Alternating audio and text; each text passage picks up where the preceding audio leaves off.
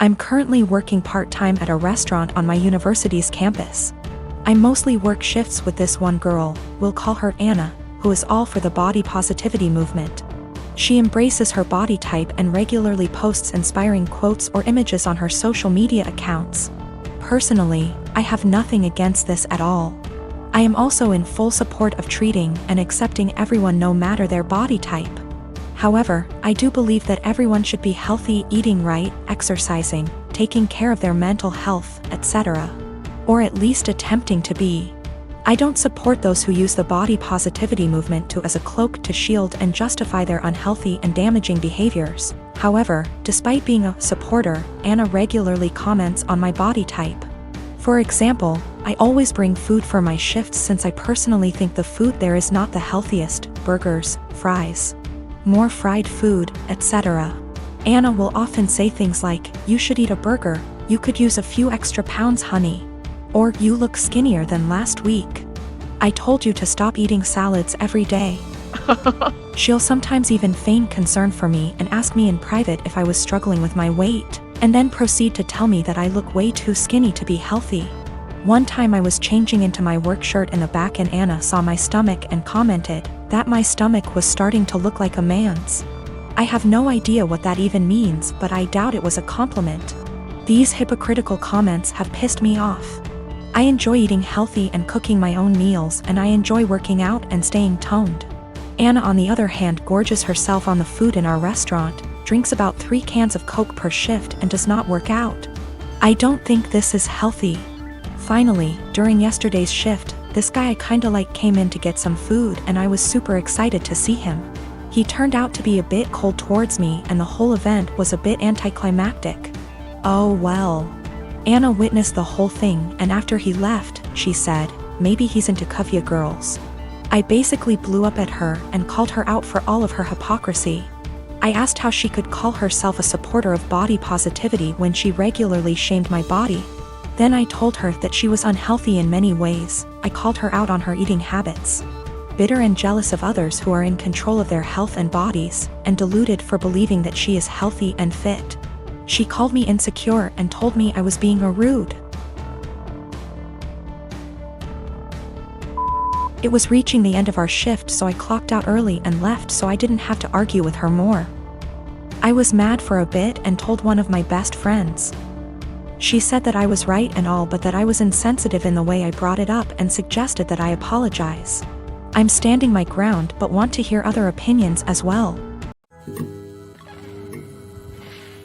Back in November 2018, I was arrested at work in front of my boss and coworkers. It was the most humiliating thing I've ever experienced. I later learned at the police station that I was being charged with multiple felonies. This came as a huge surprise. Luckily, I was able to keep my wits and lawyer up instead of speaking with the detective. For $13,000, which completely wiped my savings, I was able to retain a criminal defense attorney. However, it cost me everything, and I was unable to pay my bond. This resulted in me staying in jail for a total of 54 days. At a status hearing, my attorney presented video evidence of me gassing up my car 3 hours away from where the crimes took place, and I ended up having all my charges dismissed. When I finally got out, I learned that I had lost my job, was in the process of being evicted, and my son was in the state's care. His mother is a heroin addict, and I haven't spoken to my own parents in nearly 15 years. They wouldn't let him go to my girlfriend because they didn't consider her family. Since my release, I've learned that I can't sue the police, and no one gives a shit that I was locked up for 54 days because the detective did poor investigation work. I've gone to the local press about this and was told that what happened to me happens quite a bit. They took down my info but never followed up. So what I did was create a website sharing my story. I also uploaded the police report and some other documents from the discovery. Literally, the only reason why I was arrested was because an eyewitness said they saw me. If the detective had done his job, he could have verified that I wasn't even in town on the day the crimes took place. This is what pisses me off the most.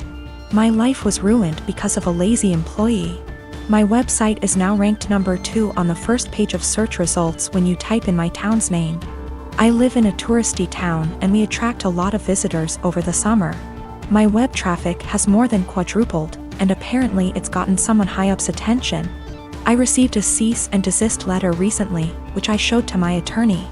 He said sharing my experience online isn't illegal and that everything I had stated was a fact or my own opinion, protecting me from a defamation lawsuit. Yesterday I received a visit from 2 officers and the detective who had arrested me. He apologized, stating mistakes can happen. They then talked to me about my website and asked if I could remove it. I said I would delete it on the condition that the detective leave his job and never do police work again. Suffice to say that isn't happening. After the visit I received, I'm more pissed off that the only reason the detective apologized to me was to get me to take down my website. I don't plan to, and the only one supporting this is my girlfriend. My friends think I'm being spiteful and have suggested that I just delete it.